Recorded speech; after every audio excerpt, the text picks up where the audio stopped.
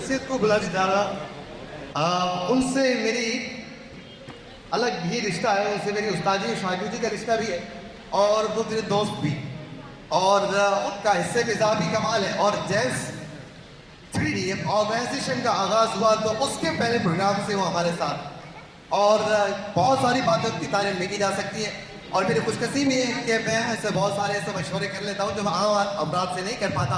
आपकी बहुत जोरदार तालियों में लाइफ टाइम अचीवमेंट अवार्ड जनाब प्रोफेसर फिजा सलीम बेग साहब।